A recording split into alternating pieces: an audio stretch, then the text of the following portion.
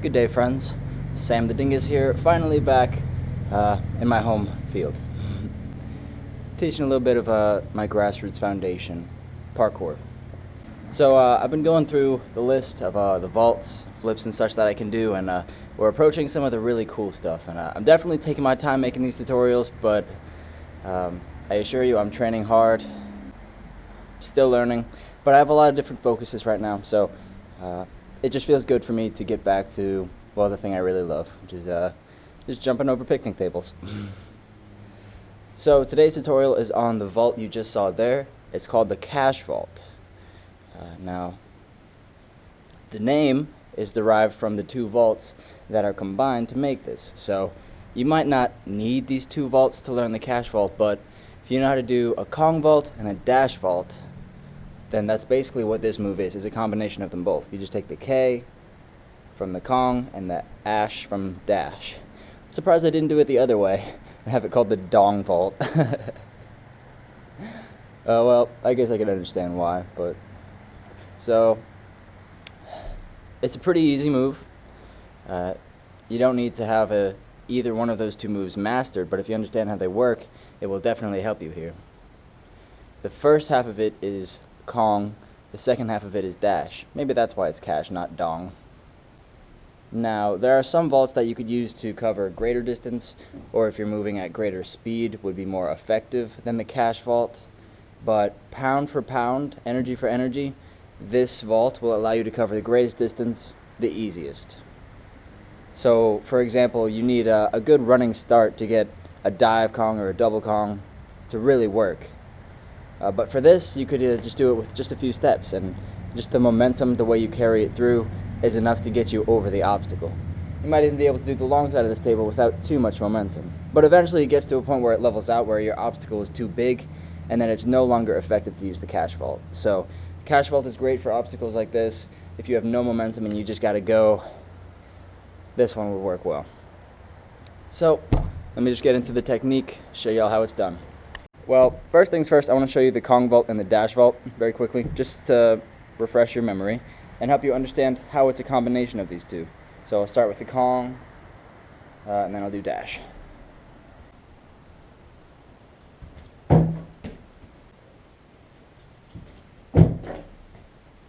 Now that you've seen those, here's what the Kash vault looks like.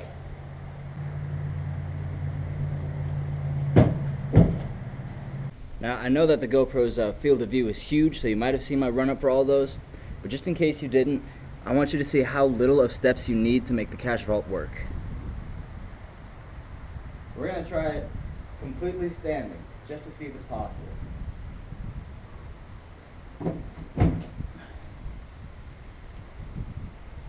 There you go.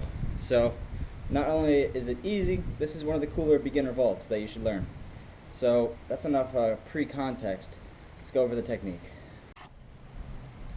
Right, so you want to find your obstacle. I think picnic tables are great for vaults, but sometimes learning is hard because of these benches.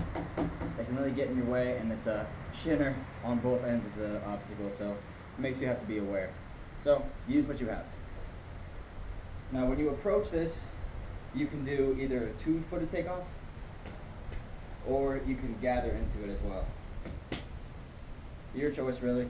For this one, it doesn't matter too much. But I think I prefer to use a punchy takeoff for this.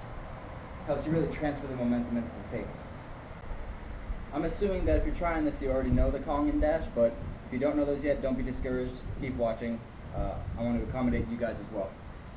So, once you get your momentum, just a few steps is really all you need. You want to put your weight into that table like you're doing a Kong vault. So for starts, maybe just get up onto the table, just like you would for preparing how to do Kong vaults. Just to make sure you understand that basic motion. Now there is a very big difference in feeling between these two moves. To me it feels the most like a dash vault, but it's a lot more under you. You're not quite as inverted as you would be for a dash vault. So, you want to punch into the table, be able to get up onto your hands like that. Right. And then the move, the only thing that you do differently here is you transition it into the dash vault. So once you push it down, instead of staying inverted in the back here, like you would a Kong, or not like a dash where it's the same thing but reverse, your hands go behind you. You want to place it down and start rotating your body forward. Stay in a tight ball so that you don't murk yourself on this table here. So I might murk myself doing it very slowly halfway, but let me show you like the pre-step, the transition from the hand placement to being a dash vault. Hey. It might hurt a tiny bit, but definitely try that. It'll help you with confidence. Just practice getting your hands down and working the transition. It feels almost like a L-sit to a handstand, or a tuck planche to a handstand. If you're a calisthenics nerd, you might know what that means. Focus on the transition. Keep the weight heavy in your shoulders, but you want to rotate and pull up into your core to make it feel weightless.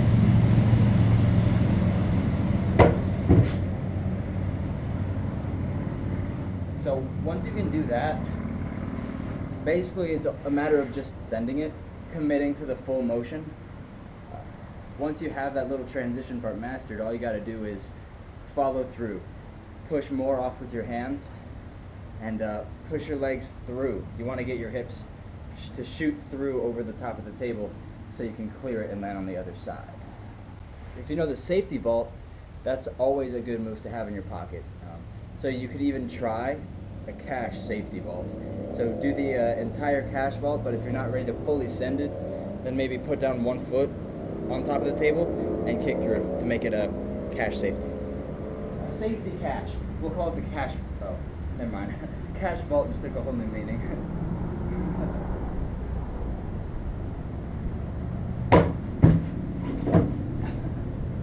So I mean, it's not entirely mechanically efficient, but you know, do whatever it takes to make your brain okay with sending the move. Once you got that, once you're not afraid anymore, nothing to it really, just send it. Give it a few steps to run up, hands down, get a good pop, shift your hips through, and kick out the other side of the table.